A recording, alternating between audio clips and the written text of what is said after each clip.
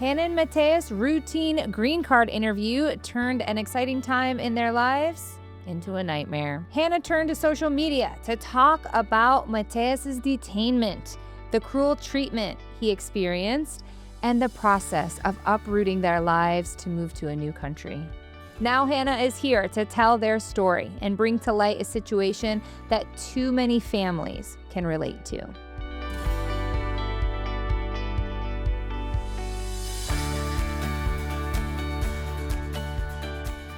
Thank you for being here. Thank you so much for having me. So Hannah, I want to start about you. You're a military veteran and an attorney. Talk to me about that. Yes, so I went to high school, obviously, like everyone does. I ended up leaving high school at like 16. I just didn't really fit in with my classmates. I was getting bullied quite a bit. Didn't really feel like I had a place to belong. I enlisted in the military. What branch? I was active Army. Wow. So I went straight from high school off to, our version of boot camp and went off from there. And I did find a family. I have people that I'm still very close to this day.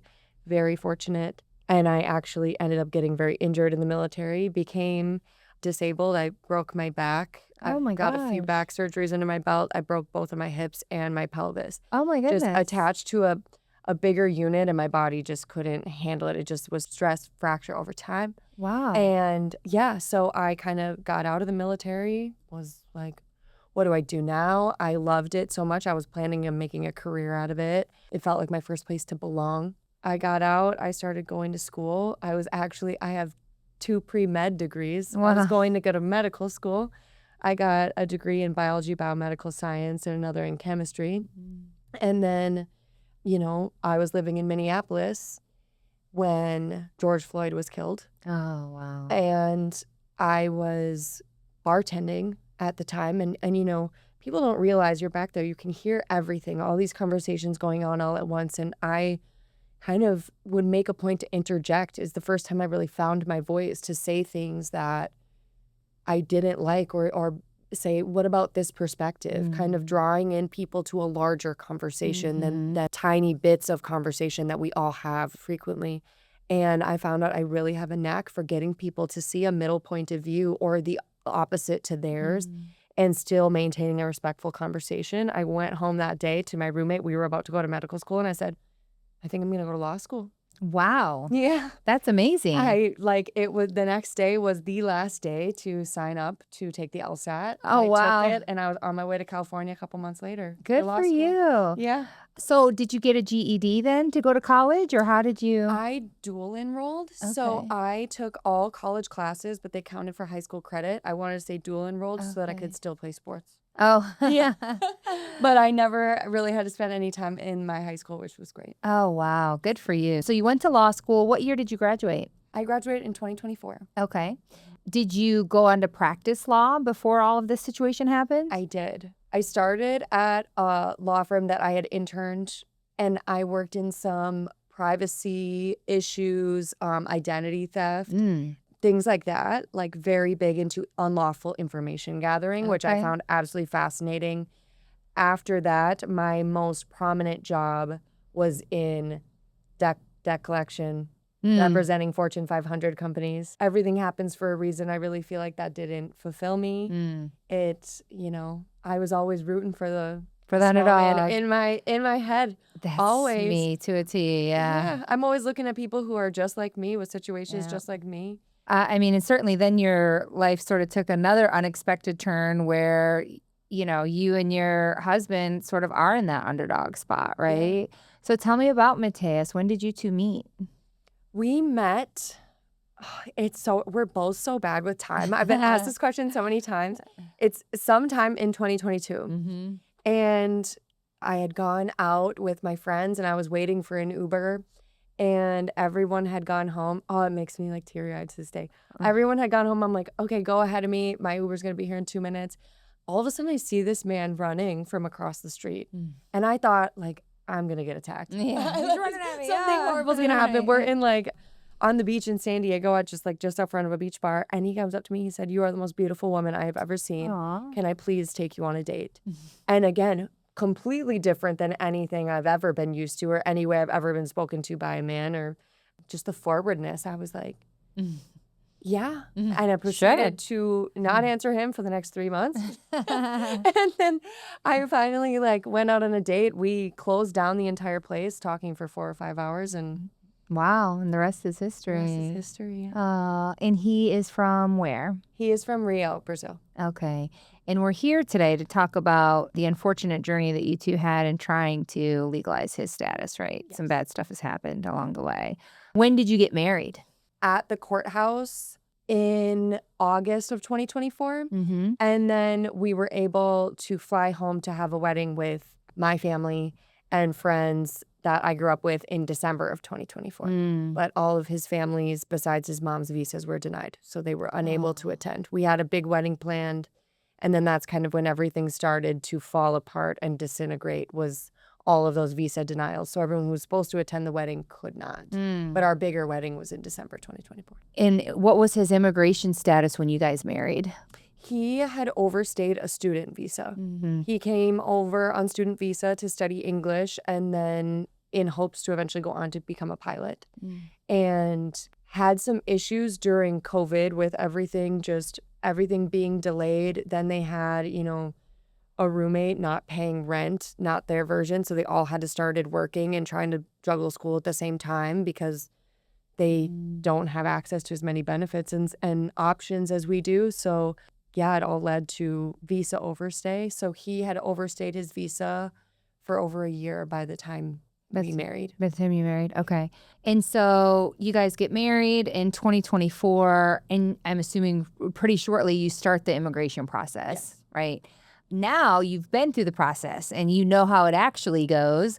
A lot of people I found just think, oh, marry a U.S. citizen and yeah, you get your papers. Yes. It's like automatic, right? Is that what you thought before you went through this journey? It's so hard to put myself in the mindset of what I thought before this because I've learned so much and I feel like I continue to learn every day. And just for one, I thought like the only way you can come here really is by marrying someone or a work visa. Turns out there's a multitude of ways that you don't really hear about, but it's because they're non-traditional. Some of them are more laborious than others. And I truly just thought it was kind of like you submit your documents, basically your birth certificate, and you're out the door. No, it's like a couple years of paperwork and you're in the trenches. And I had no idea until we were in it. I mean, you got a medical exam one day, an interview on the other day, a meeting with your lawyer this day. It's not nearly as easy as it was made out to be from what I remember growing up. No, it's super hard. I mean, and we have cases now that take sometimes 5 years, and these are not things that the general public is aware of. So just kind of tell us in your own words what happened. You're like, yay, we're married.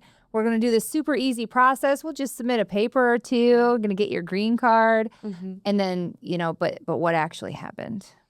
In December 2024, obviously, as we all know, 2025, a lot of changes being made, different administrations. So all of the rules of the game shifted from what we thought we were getting into. To everyone's credit, happens every 4 years, right? A lot of processes change. I was still naive on the side of like, okay, the processes are just changing. It's not going to be a different outcome, just a different route to get there. It's going to be just a little more laborious. Not the case at all. We had submitted our documents. What shocked me was how quick they got back, because I had always heard that it takes longer, which I had always heard that traditionally anything that became non-traditional to the original process that I had been made aware of prior to starting this journey gave me a red flag. I was like, we submitted our documents and probably got an interview date like a month later. Oh, that's interesting. And it was, I've heard that some people have like 6 months until they receive this date, and it really felt like things were moving. And then, as we approach our interview date, you see all of these things about people getting arrested from their interviews at the courthouse, on the streets, for a multitude of reasons or no reason at all. The anxiety started to grow, and then even our lawyers that we had were taken so off guard with how these processes were carried out Because even when we were sitting in the waiting room of our green card interview, our lawyer was like, I've never in my 12 years of practice seen anyone get arrested from an interview like this. That just doesn't happen, because my husband had voiced his concerns. And he was like, there's no way. That stuff just doesn't happen in situations like this. And we were completely 100% wrong. So he did end up getting arrested at that interview. Yeah. Wow. So you guys file the paperwork. Within a month, you have an interview date. You go to the interview. Your husband's worried about getting arrested, but you're getting put at, your lawyer's reassuring you that's not going to happen. And then it happened. And we're going to come back to exactly what that experience was like. But first, to kind of close that out and then come back and unpack it. So he gets arrested, and then he obviously gets detained. And then he's in a detention center. And I understand he was transferred quite a bit, right? Yes. And there were times you didn't know where he was. Correct. Finally, he was released, but it's like, hey, we're going to take a voluntary departure and we're going to have to leave the United States, the home that you grew up in. Yes. The only home you know. Right. Yeah. Is almost unbelievable to me. Like, I've lived a very eventful life, and nothing has felt even close to in comparison as just like feeling like my life is up in the air and we have no place to call home, and everything just kind of so many unknowns as a planner, as a control person, not knowing where I can work, how long I can work, when you're going to need me, what needs the most of my attention. And granted, if I had a job while I was trying to find him, I don't think I could have done everything at once. Like, I'm just one person, and trying to get other people to care on the level that you do is very difficult. So hard. So it felt like I was in it alone, which just made it feel like it's been a lot longer than it has.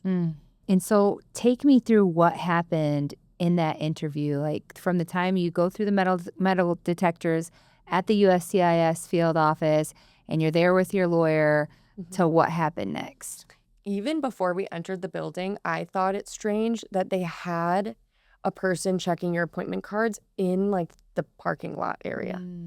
And again, just like knowing these new things that were going on, I just like didn't sit right. And then we go through the metal detectors in the USCIS building. It's in San Diego. Then they ask us again as we're entering, like not an info booth, not a secretary desk, asking us again, hey, can I see your appointment card? And I'm just, all this while, this seed that has been growing inside me, I'm like, this is bad, but I know we can't leave. And it just felt like all of a sudden I was a prison to the day. And I was just trying to be strong for my husband. Right then I was like, I know he's feeling what I'm feeling, but I just want to convince him that that's not how this is going to go, so that this can go as well as possible, and we'll just deal with everything else as it comes. So by the time we were actually taken back for the interview, we were asked for our appointment card 3 separate times by 3 different people. We're in this waiting room with probably 50 other couples, maybe, if I could approximate. And then we were taken back, and then my stomach completely fell. When we were taken past, the USCIS office in San Diego was shaped like an L once they take you back for your interviews. And the first like 5 to 10 offices, all decorated, had their computers up, people in there conducting interviews. And then you go past like 20 open, undecorated offices, no one in them, all gray, lights off. And then they take us to the absolute last office right next to the back stairwell. And I just knew. And then I just, again, kind of in shock, kind of wanted to break down. I knew where the day was headed, but I wanted to be what he needed, because I knew that he was going to get detained that day. And I had been telling him for weeks, months, that that's just not going to happen. Like, we're doing things the right way. We're doing what we're supposed to do. We're getting all of our stuff done. We have a lawyer. That's not going to happen. We get back there. We do our complete I-130 interview where they ask us several questions to legitimize our marriage, basically to prove that our marriage is legitimate. She was very even temperament, very nice. We were all laughing together, which just felt a little relaxing. Like I actually started to calm down in the interview because she was warm, and then towards the end of the interview, she starts, because the whole time she was like typing her answers into whatever forms that they're filling out on the computer. You can't see your computer screen. And then at the end, she would start typing way longer than what we were saying. And I was like, that's really odd. And again, that feeling starts coming back, remembering, oh, we're at the end of the hallway. I've heard all these horror stories. And sure enough, at the conclusion of the interview, she pulls her key card out of her computer as she was standing up, and she said, I have people in the hallway waiting to speak with you. And they must have been communicating, because before she even reached the door, they had breached the door and come in. And so 4 ICE agents come into, an office as big as this one. It was very small. We're sitting at a small desk, and they pick my husband up and they put him up against the wall and pat him down, put him in cuffs. And meanwhile, I'm just in complete disbelief and shock and naive for believing that I should be in shock or disbelief. And at that moment that they're arresting my husband, 2 of them are arresting him. One of them has a warrant that they're just kind of waving around, didn't give us a copy, didn't let us really see it. And then the other one hands me a card that just says, check out the worst of the worst. Who is ICE arresting in your community? And it was looks like a license. It was like as formal, like they spent money on making these things. And it has a QR code to track your significant other through the system via their A number. I have it. You should see it. That's crazy. It's insane. Just check out the worst of the worst. And he said, this is how you can track your husband through the system. And I looked down and I read it and I just said, are you serious? My husband is sitting here clean cut in his nicest khakis, a button-up shirt, not hurting anyone, sit here, answers all your questions for an appointment that this office scheduled to bring him in, knowing that this was going to take place.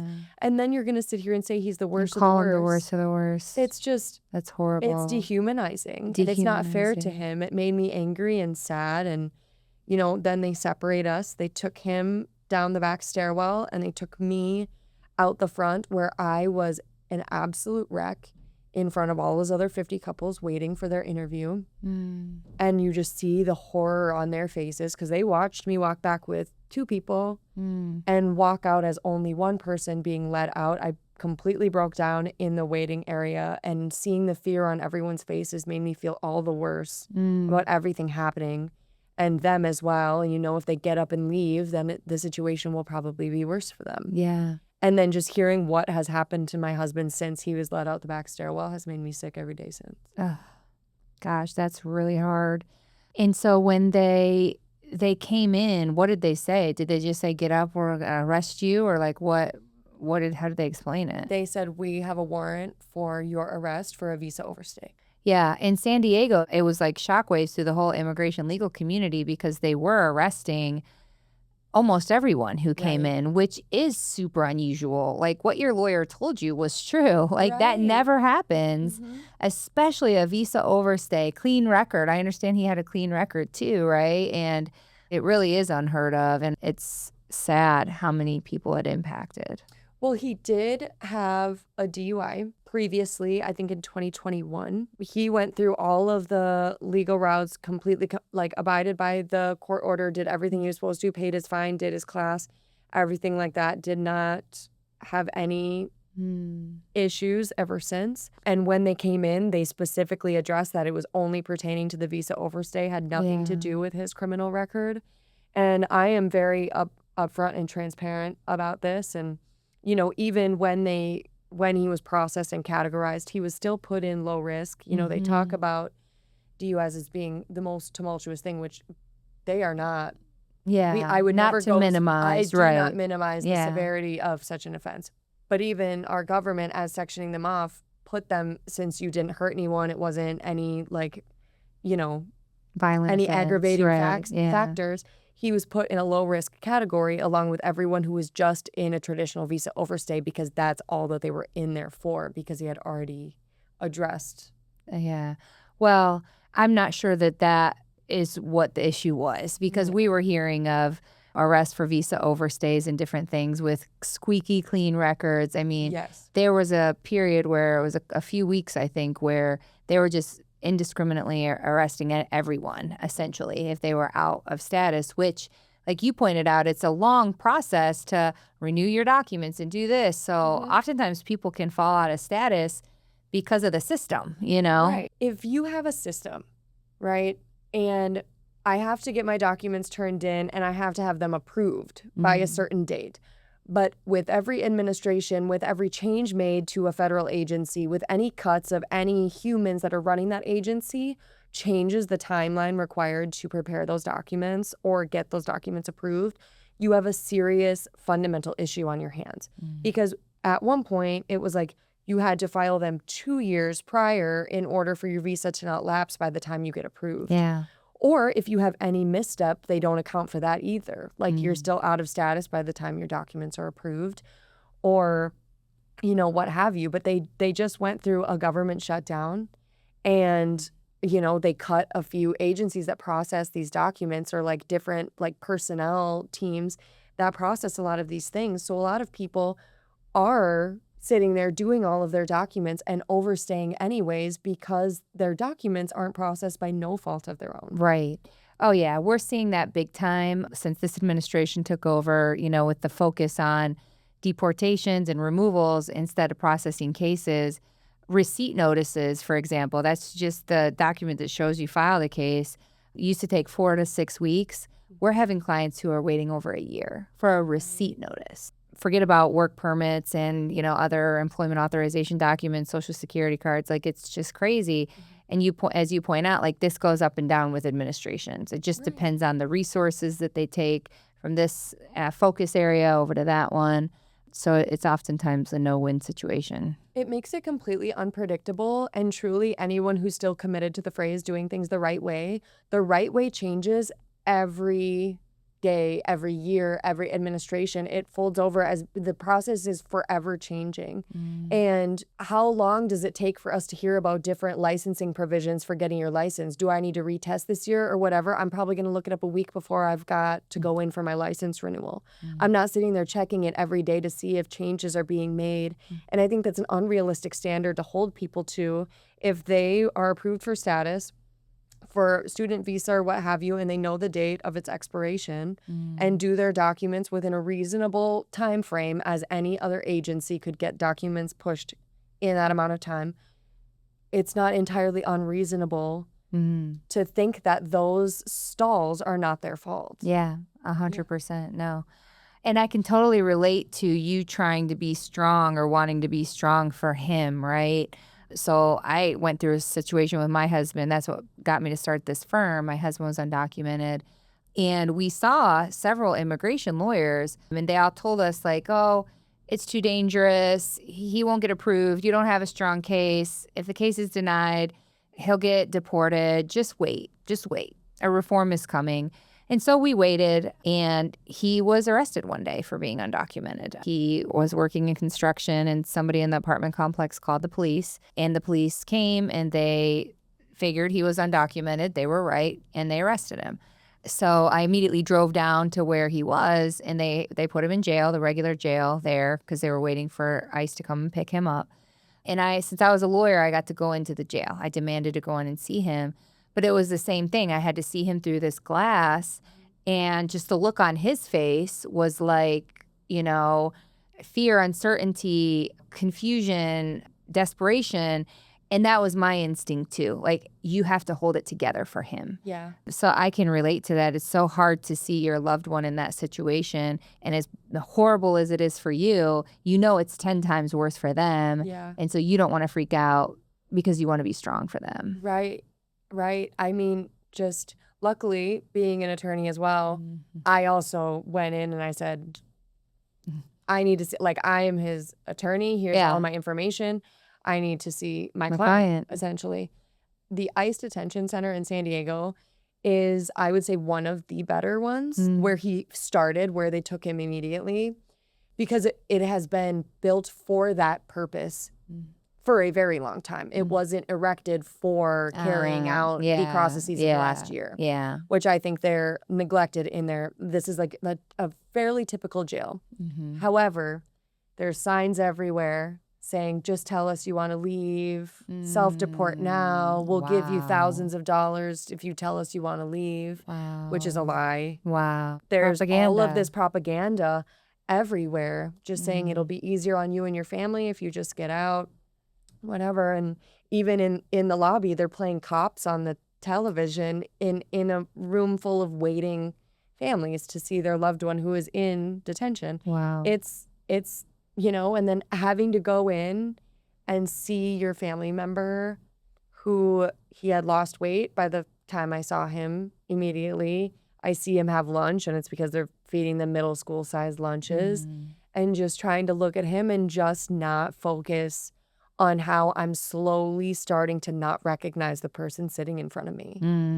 That's hard. And I would go back every day and cry. I cried like the first day as I was saying goodbye. And this one officer I will never forget. And a common misconception is ICE officers aren't generally inside these detention centers. They're like third party, right, workers for the, what would you call it, institution? Yeah, exactly. Yeah. So They're government contractors. government basically. contractors. Yeah. And he had been working there for years and years and years prior to any of this madness that goes on today. And he just said, he took me out of the room and he said, "Don't let him see you cry." And I was just like, I don't know if I'll ever be able to do that. Yeah. And he's like, "You're the only person that he gets to see. And you can't show him more unhappiness." He's like, "It's not happy in here.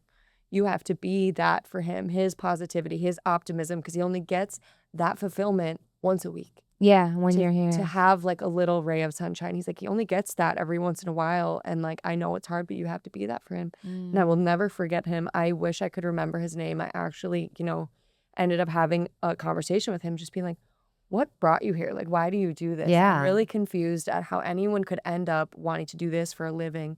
And he truly, and I do believe him. He's one person that I actually believe. He's a very nice man. Just said, "My parents are immigrants and came to this country. Whenever I act here, or whenever I come here, people act correct. And at least while I'm here for 8 hours a day, nothing bad happens to anyone. Unlike my parents." Yeah. And so I can respect the few and far between that actually want to do some good.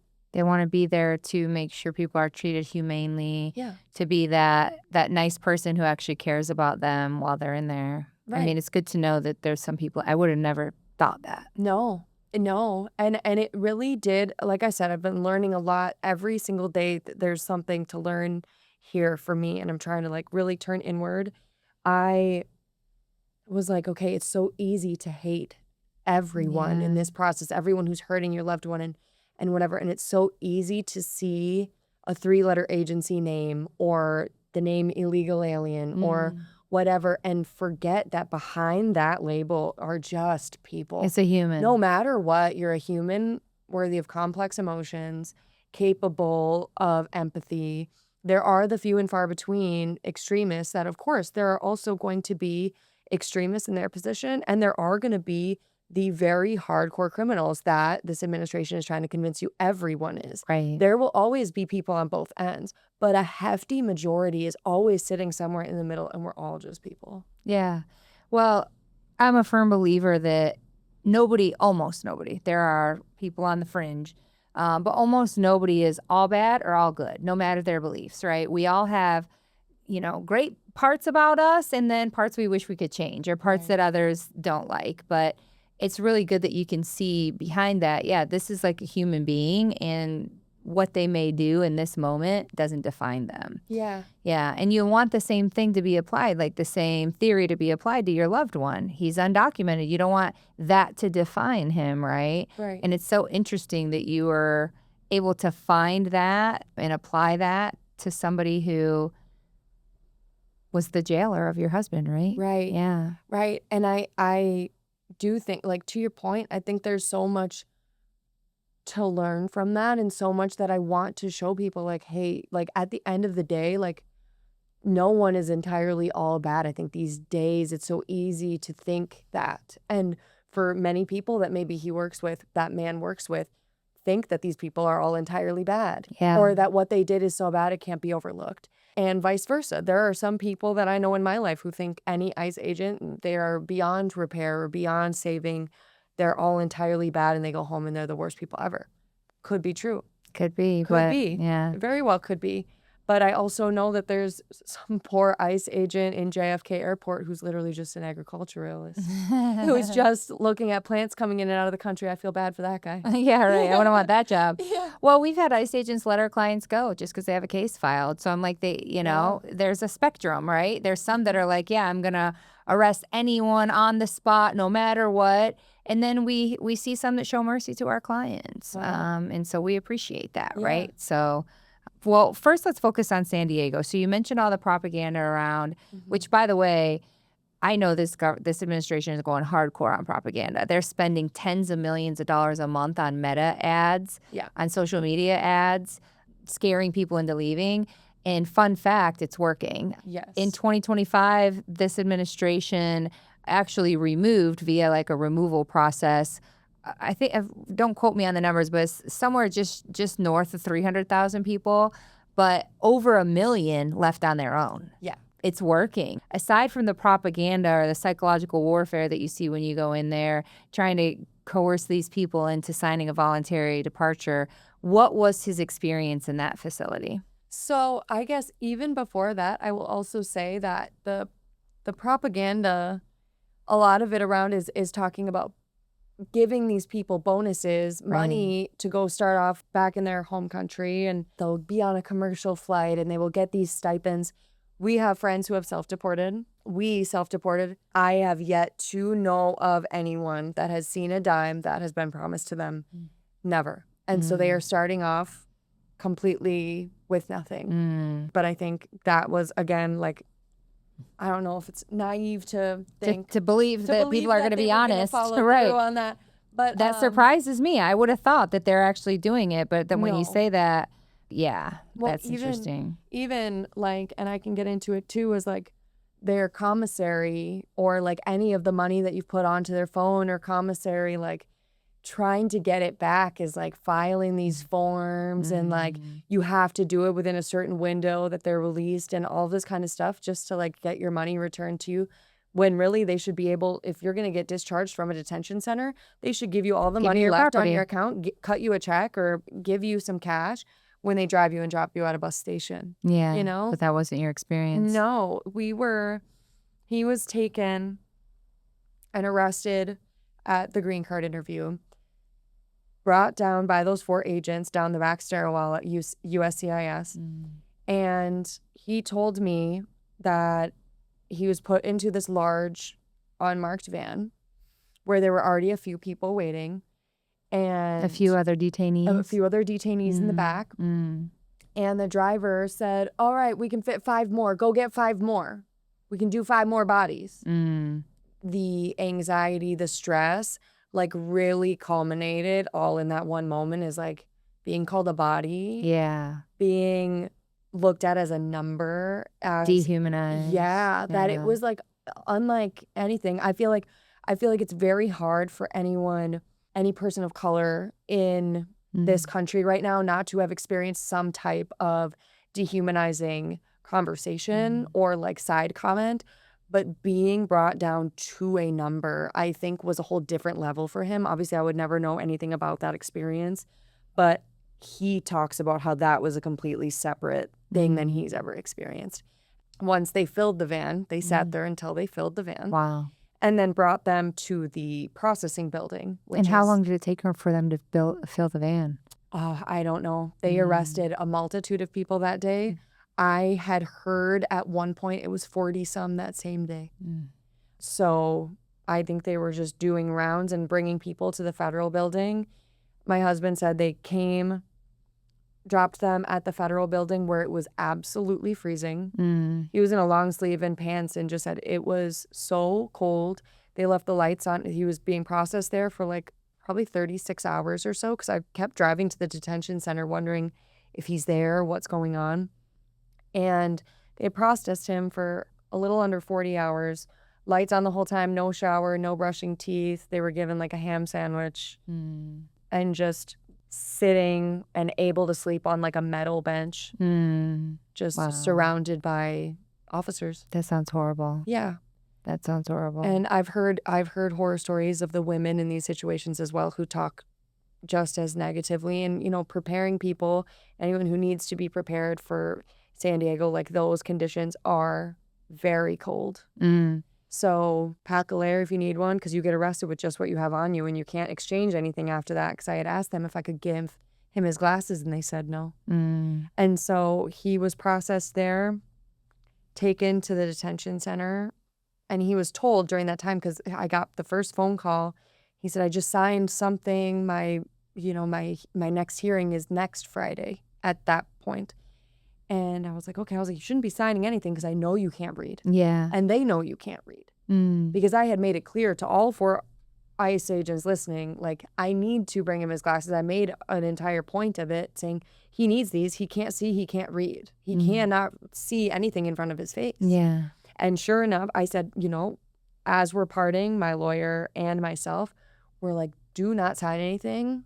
Call us when you get to where you're going. We'll figure everything out. And first phone call, he had already been pressured into signing something. Because they pressure you. Yeah.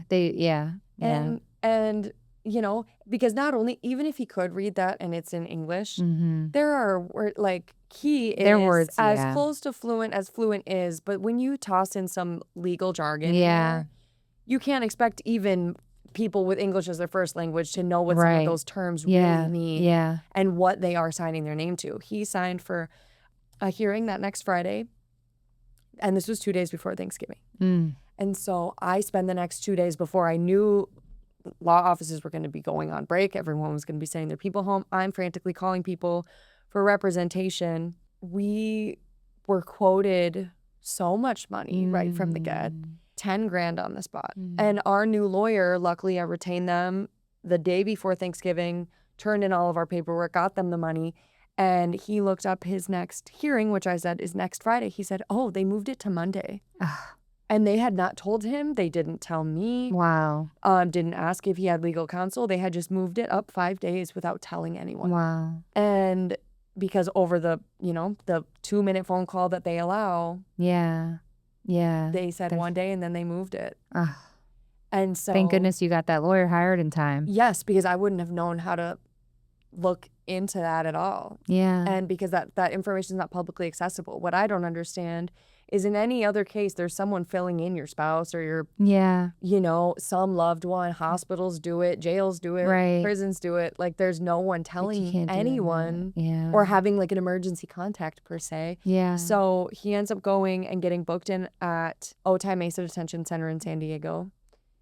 I was not informed when he got there. I had been showing up there repeatedly, trying to bring him his glasses and trying to see him. And they had spelled his name wrong in the system. Oh. They couldn't find him for the longest time because they had combined his 2 last names. And so they, at one point, were like, he's not even here. Like, we're not processing, we're not whatever. I was like, that's not true.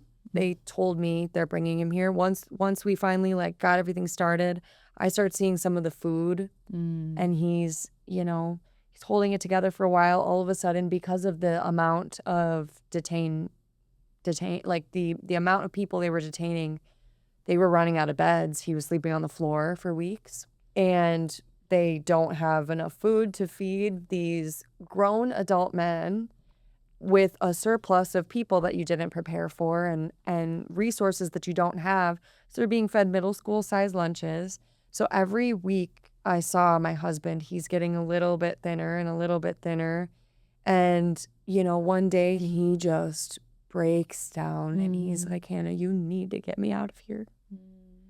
And I have never felt more defeated, because I'm like, I am on the phone with every attorney, every pro bono agency, talking to different people about what our options are. There are so many forms. There are so many routes you can take, and each of them a gamble, as an attorney. Like, it's just, you just hope you stumbled upon the right path. But just, I have never, ever in my life had a grown man, no less my husband, call me and just say, like, I really need your help. Like, are you sure you're doing everything you can? And I was like, I don't, like, I come from a very conservative family who just, like, they're not entirely set up to be able to be not only a resource directive, but also not the empathy piece or the sympathy piece that you need in those kinds of moments where I'm going home to an empty apartment by myself.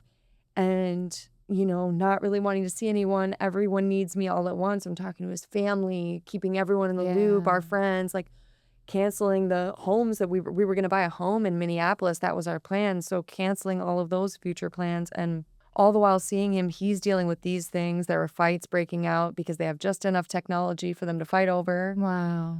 That's really hard. Yeah. Talk about helpless. And I think what really started to weigh on him through the time is just seeing everyone else falling apart. Like, you have some people in there who have completely dissociated because they have nothing to lose. There was a man who opted for voluntary departure and he's still there, and that was 9 months ago. And you have another man whose business went under because it was him and his wife's store, and he did all of one certain part and she did another. So he's watching a man be so distraught over losing everything he built his entire life over. I saw 2 men meet their children for the first time on like family visit days. And I can't just imagine like you sit around and they have all day to just sit around and exchange stories with each other. And these are just, I've never seen so many grown men so sad all in one area. And like, I'm a strong person, but walking through and like people meeting their children and losing their businesses and losing their loved ones and not making home for a funeral or a wedding or a whatever. I'm watching a blind man walk from around the corner who has no criminal record, never hurt anyone in his life, and just like, how did we get here? Yeah. How is this what we're doing? We've got business owners, fathers, disabled. Like, This is crazy. it was a crazy thing to see all around, all of it. It's so sad. I almost feel like everybody should see that, and see what's happening. Yes, because also the first day I came there with his glasses, there was a man in front of me, and I will never forget it. He was Asian. He was trying to bring his wife her insulin. And when he was moving through the screening area, he was just yelled at, being like, do you not speak any English? Like, what the hell? Don't you speak any English? And like, you can't have that in here. It's contraband. And he said, my wife is diabetic. I think they were Chinese because he's like, she might not have been able to tell you. Like, I doubt you have any, people in there. It's not that I don't speak English, but you probably don't have anyone who's able to communicate those needs. And they just looked at him, this man asking for insulin for his wife, who's unable to communicate her own needs. They not only yell at him for not speaking very good English, but they said if she really has a medical problem, she needs to seek help from our medical staff.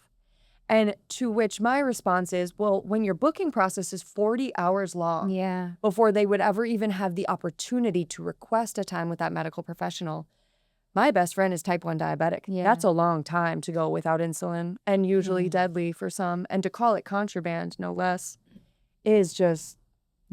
No, that's crazy. My sister's type 1 diabetic. You'll die without that. Right. Yeah. Like, it's crazy. That's super sad. And I think it's great that you're sharing this, what you observed across, this platform, but your own platform, so that people can understand and see what's really happening. I mean, what does it say about us as a society, as fellow humans, to treat people this way? Right. I go back and forth. I think about that often. I think about, what brought us here. I've been trying to actually dive deep into old history and repetitive patterns and really seeing like what drives us here. What's the most common emotion? What's the most common, victor of the story, how they get there. I look back at different times in history and I just think about the time right now is so particularly nasty, but I also like in the same breath, like this is the most up close and personal we've all seen it, right? Because we're living it. We see it every day. But I also in the same breath encourage the people that all hope is lost. The humanity is out the window. We used to sell and buy humans and force them into labor against their will. And that is not this versus that is any more or less catastrophic. That's just like we have seen extremely dark times in history And we have pulled out as a nation, coming out on top of some of the most insane ways to treat human beings. So as much as people are like, there's no point anymore, this is not going anywhere good, there's no point in even discussing it anymore, it's too late. It's not too late in my book to do something about it. Things like this have happened before. Yeah, there's hope. If we can get through some of those things, we can get through this. I just think before it used to be the people versus the government, and it's no longer that way. I think they have gotten the science down to a T on how to get us all to fight with each other just enough to not band together and do something about it. No, the polarization in this country is insane. It's gotten unprecedented. Yeah, no, it is. And so at what point was he transferred from San Diego? Because he was transferred a few times, right? Yes. So we had requested voluntary departure after his bond was denied. Gosh, why was his bond denied? The judge cited that, you've been an upstanding man for quite some time, but I'm really concerned you're going to commit crime over the holiday season. Why? Because it was like just before Christmas, and he just said, something tells me you're going to commit a crime. I was visiting a friend for the holidays because my husband was in detainment. I had nowhere to go. I was with her, and I got a call from the lawyer saying the judge said he was probably going to commit a crime for the holidays, so he denied his bond. And I said, I cannot be hearing you correctly. That's so he sad. Presumptively denied it on the basis that he might get into trouble over the holidays. Sixth sense. In that case, lock up anyone who's drinking a glass of wine at Christmas dinner. Yeah. Because all of those people are in... my husband doesn't even drink. He doesn't do any of that. Like, it just was so... bizarre. It was so bizarre. And then it was, our next advice was kind of like, okay, you can continue to pursue a green card, but you'll likely have to do it from detainment. And that could last 2 years. Are you willing to do that? And we were like, no, because it could have been a month, but it could have been 2 years. And we both just turned 30. Yeah. And we just got married a year prior, and we're not ready to just spend that time apart for a maybe, because at the end of those 2 years, they can still tell you no. Yeah. I went to visit him one day, and I think he was in complete disbelief when I just said, like, I'll go with you if you want to go. Yeah. And he's like out of the country. And I was like, I will pack my bags when I go home today. If you want to leave here, I will go with you. And he, bless his heart, he didn't even believe me that, like, I would actually want to do that with him. I don't know if that's like a worthiness component, like whether or not he feels like, worthy of someone following you anywhere. You are my husband. I picked you at the end of the day. I would never imagine a day without you since the day I met you, and I don't see how it's going to work here. Yeah. Especially everything telling us, like, we were going to move back to Minneapolis. And right after he gets detained, Minneapolis just starts unfolding into the most tumultuous place to exist as an immigrant right now. And still is, by the way. I just came from there this morning. It's still bad. And, I'm like, all of these signs are pointing us in the direction that we just, like, we cut what we've spent, and we cut our losses, and we go and we give it a try. And so we requested that voluntary departure, got it approved by the court. The court had talked about, the judge spoke with our attorney about setting up travel arrangements, commercial travel arrangements. Because if you opted for voluntary departure, you weren't labeled high risk, you had all these other factors. He was supposed to be able to purchase a flight and get on your regular average run-of-the-muck, sitting right next to a lady and her child type of plane ride, humanizing, back to Rio. That is not what happened. The agents were not answering our lawyer's phone calls, her emails. They had completely gone dark. I'm calling the facility, no answer, just running into all these issues. All of a sudden, I get on, there's like an app where you can text detainees in certain facilities. Obviously, they're all privatized. So everyone has a different app. It's disgusting. But it's like, I could send him a message for 65 cents per message. And I got on to send him a message one morning after he usually called me in the morning, and I didn't hear from him. And I go on, and it just right next to his name says released. And I was like, there's no possible way. You knew he would My have called heart you. sank. Yeah. I knew he would have called me. I know that didn't happen because we did not arrange the travel. There was no flight. There was no ticket bought. There was nothing. And they wouldn't talk to our lawyer. So I was like, unless you talk to our lawyer and facilitated travel plans in my sleep, Yeah. there's no There's way. no way. Yeah. So I called the facility. I said, hey, I'm unable to send my husband a message right now. Why is that? It says he's released. And I'm not making this up, just says, oh, yeah, we don't know where he is.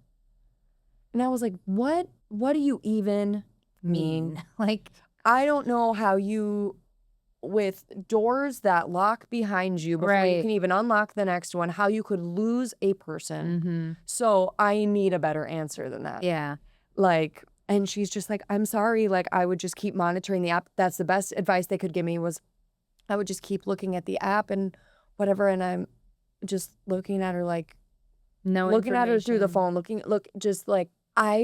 all of a sudden, because you have heard about some people disappearing in the system, especially those who have no one to call and are flying under the radar, or people getting lost in transportation or getting injured and stuff like that. And I just, for like 2 days, I had no idea where he was, what was going on. I got a phone call from one of the detainees at the San Diego facility and just said, hey, they took him in the middle of the night and we woke up and he wasn't there, but he told me to tell you that if that ever happens, they took him to Louisiana to deport him. And so even though he was granted the voluntary departure, signed by a judge, and told that he could make his own travel arrangements and have, a bag ready with him and ready to go back to life, he was taken in the middle of the night to where the people in his cell block woke up and he just wasn't there, and shuffled to Texas. And he said it was similar to the processing facility where lights were on, you're laying on metal, no one's sleeping, freezing cold. He said for the 3 days of transportation, because they stopped in Texas at a facility, booked them at a facility, took them to Louisiana. The whole time, no shower, no brushing your teeth, no nothing. And they would toss them sandwiches every once in a while. But that everyone was scared. And at least in his mind, he had heard, because of course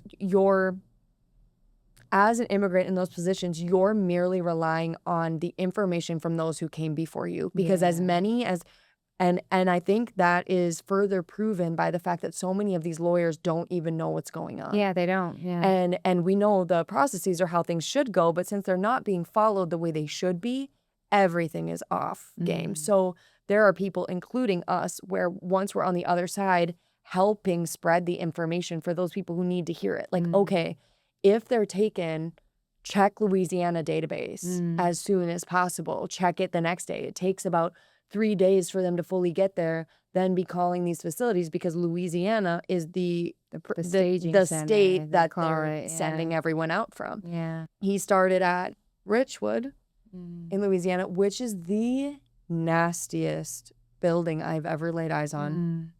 It has repeatedly failed inspections, including by DHS themselves, which they talked about defunding it as, an institution, and they have yet to do that. But they have failed safety standards, sanitary standards, and their agents have been found liable for standing in between detainees and legal counsel, or like legal benefits, legal research, any talking to the outside world, revoking privileges of communication with the outside world. And it only compounded once he got there. They had no running water for weeks. Oh, wow. Having to go to the bathroom in buckets and dump them. Horrible. And in front of each other. And just inhumane. And I don't even, and especially at this facility in particular, he said, we were supposed to get an hour outside every day, and that just didn't happen. So we're all surrounded by these buckets, and was the most, dehumanizing thing. And I think there needs to be a new word for it, because also I was able to do like 2 video calls while he was in there. And unlike other facilities where there's a separate room and there's more privacy in it, on this video call, with him in Richwood, and I see people in bed, people getting changed, people going to the bathroom. Like, Wow. I'm like, you're all just in one massive open bunk room. And the fact that they even think it's okay to have a camera pointed this way. Yeah. And then I was just like, I can't jump on Yeah. these calls with you anymore. Like, it doesn't feel appropriate. I don't want to, like, invade their privacy. anyone else's Yeah. privacy. You already are losing 99% of it by being put in here. And so once they got the water turned back on, the maintenance man measured it and it was about 120 degrees. So no showering can be taking place. They had to use those same buckets and mix the shower water with some sink water, or like fill it and then let it sit for a while and then shower with their hands using the same bucket that they were defecating. Oh my in. God. So That's horrible. yeah. That's crazy. And it's just all like, you have money to flood into these other areas. Like, if we are going to put so much money into DHS and to all of these other funds, let's just get it up to just a regular prison standard. Right. Like, I'm not asking for anything fancy. You don't need to go in there and read them bedtime stories. Right. Or rub their back. But running water would be But nice. running water Yeah. is like, I feel Little like bit a of bare minimum privacy. standard. Yeah. And the fact that like you're willing and able to lower the standard for people who you think are less than Yeah. is something that will never feel normal to process someone who actually thinks that way. Yeah. That's just disturbing. Yeah. That's disturbing to hear. So he's at Richwood, and during those, how long was he at Richwood? He was there, I think, for about a week and a half. Okay. And then they transferred him. He transferred to Alexandria. So while he was in Richwood is peak time. I was making videos frequently. I was on every news station talking about our situation and how bad it had gotten. And it was interesting that a week prior to him getting released from Richwood, they had taken all the Brazilians that he had traveled there with, except for him. Interesting. So it was very speculative at that time to be like, are they punishing you for like me speaking out? I can't imagine that would go well for them. But is it some kind of like, we are in charge of like whatever happens here? And you know, he got stalled about 2 weeks behind his counterparts. So it was just very interesting. And like, flights are going out and he's just told you're not on it. Wow. Well, at this point, you got to speculate that, right? Right. I mean, I couldn't think of any other reason. yeah. I mean, at this point, you guys have been through so much. You're seeing the really ugly parts of this, all of the propaganda, all of the things. So it makes sense that you would question that. Yeah. And it's something you'll never get confirmation of, sadly, right? No, like the only communication that has been had, because I have frequently called DHS, ICE, anyone, the embassy, all sorts of places.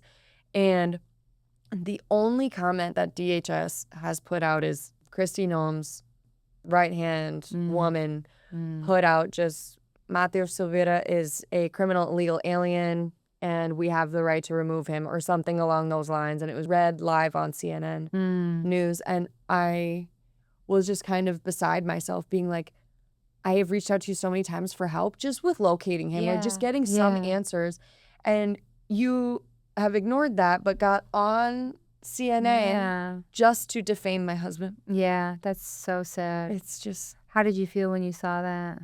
I was really disappointed. CNN had sent me like a list of pre-interview questions with what we were going to talk about, and they reached out to me with the purpose for what my interview was going to be about.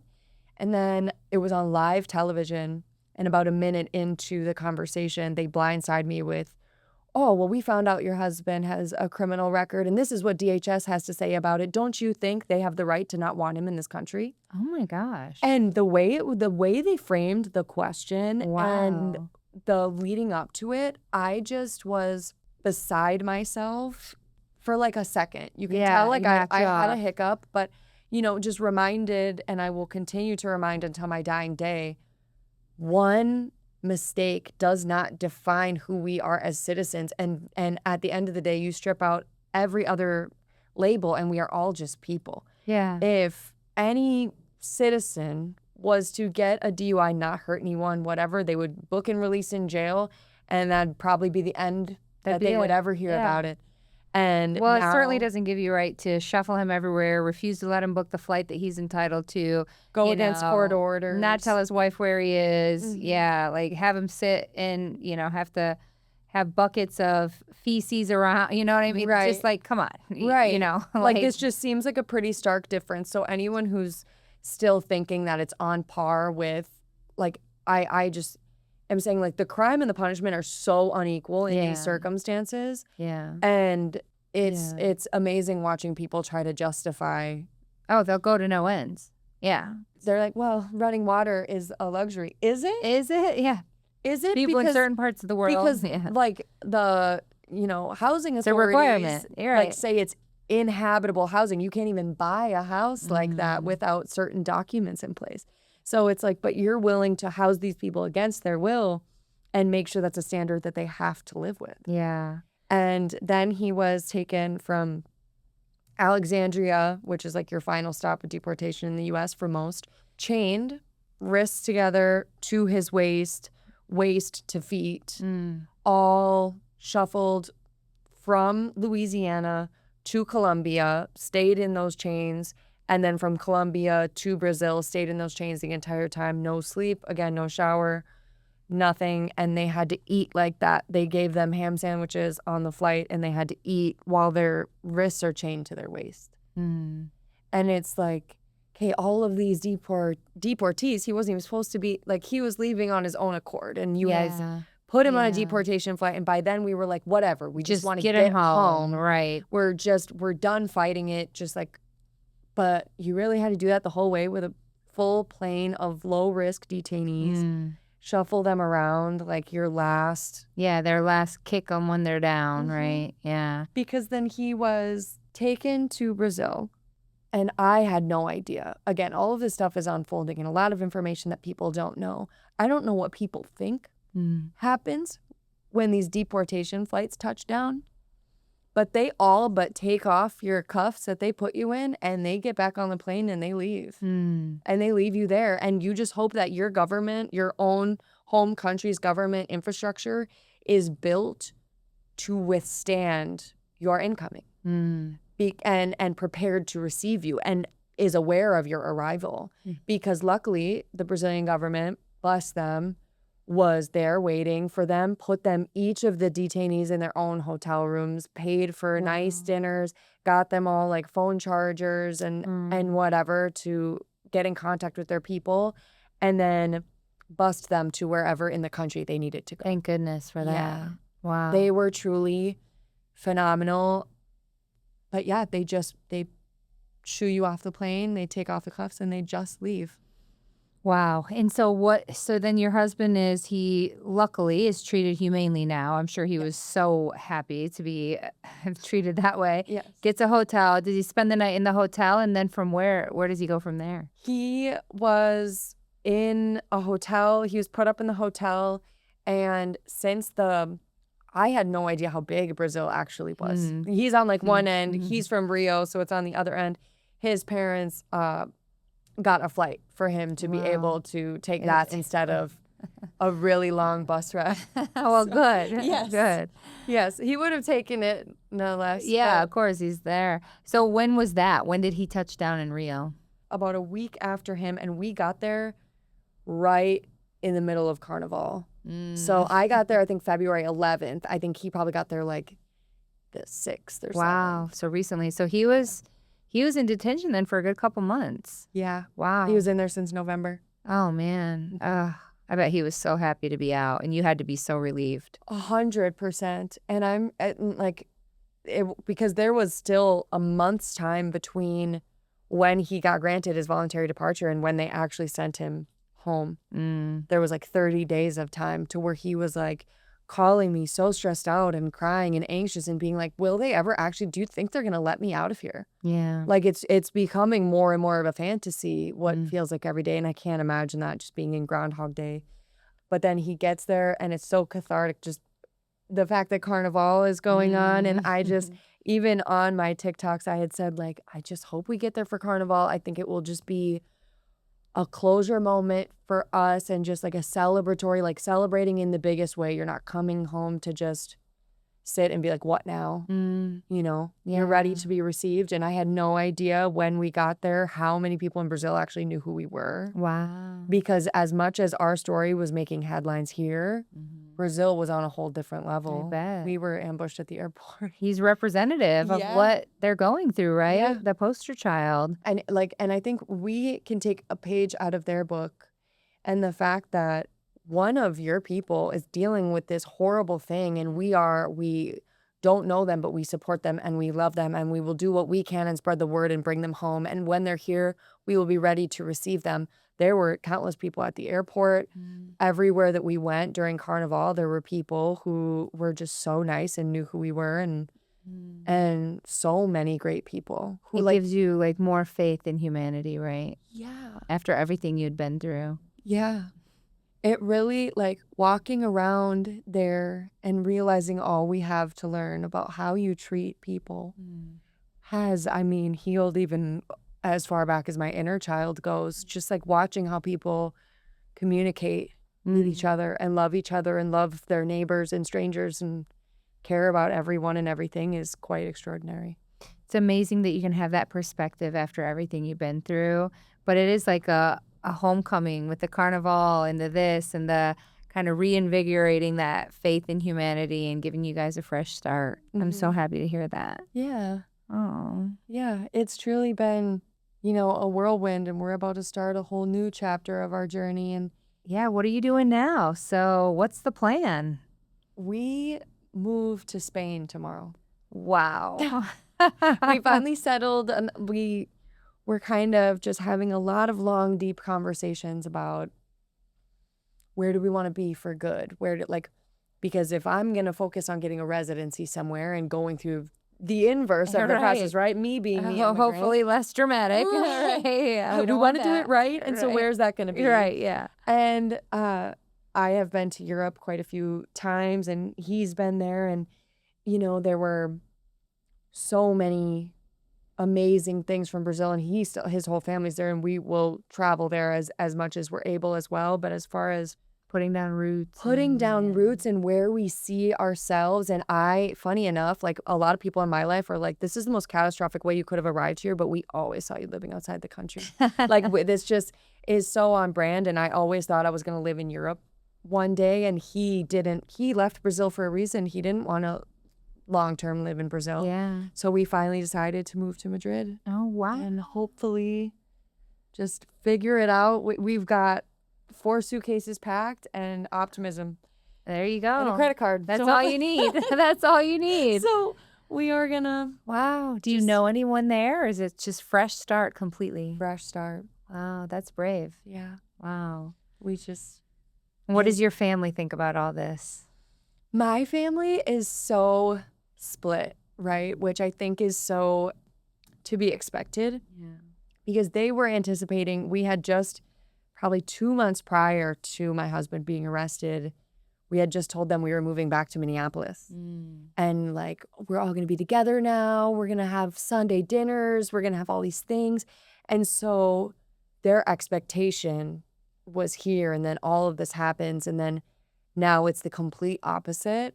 And my family as a whole, I come from a red area.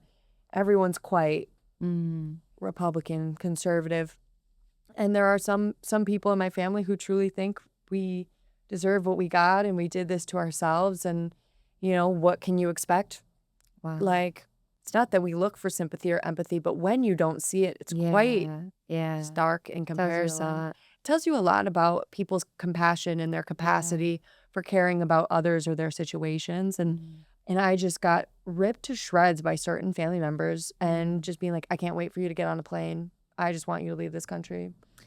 Are these family members that you like had a relation, or is it like the distant cousin from, 3 states over? It's one of those, it was a cousin, but a cousin that I spent so much of my childhood with. Oh, wow. Where I'm like, That's we like the last time I saw you in person was all kisses, hugs, love, smiles, playing in the yard.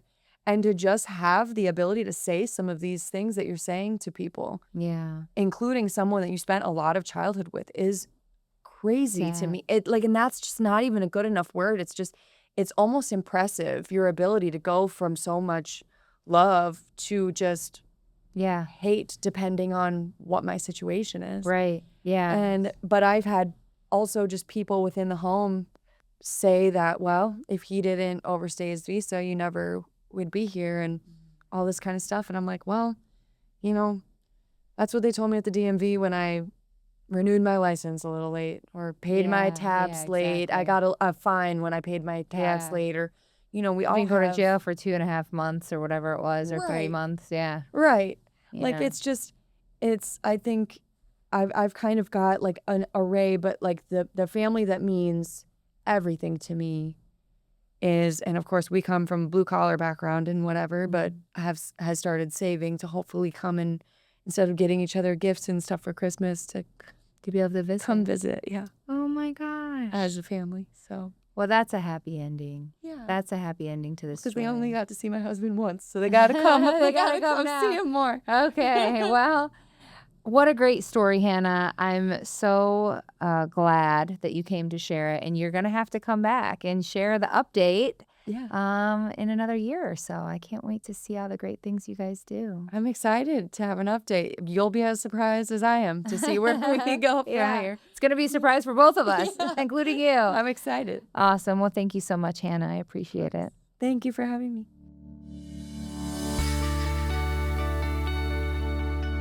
Hannah, thank you so much for joining me today. It takes a lot of bravery to speak out about such a personal experience, but it's amazing to see the platform you're building to bring awareness to the reality that so many immigrants are living. Follow along with Hannah and Mateus' story on TikTok at Hannah B. Silvera. Follow the podcast on your favorite platform. Visit our YouTube channel, @abogadangel, and follow our social media, @abogadangel, for more information and stories from the immigrant community. See you next time on Angel Te Guía. Amigos, siempre nos preocupamos por la transparencia y quiero que quienes que nos están escuchando tengan claro que soy una dueña y abogada de una firma de abogados que se llama Abogados Lisinski, Lisinski Law.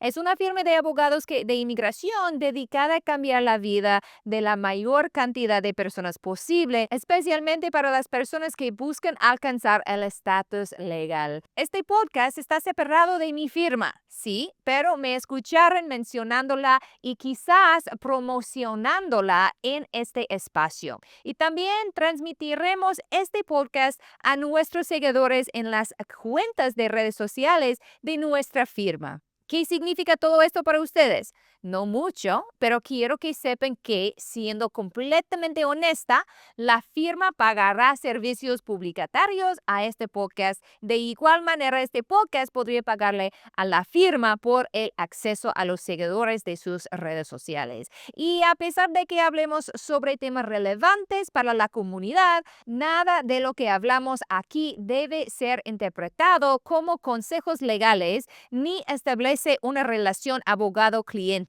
Para hacer esto, debes llamar a mi firma y agendar una cita. Todo esto es un asunto legal que no cambia la misión del podcast: educar a nuestra comunidad inmigrante con información importante para ellos, y la meta sigue siendo la misma: cambiar la mayor cantidad de vidas posible.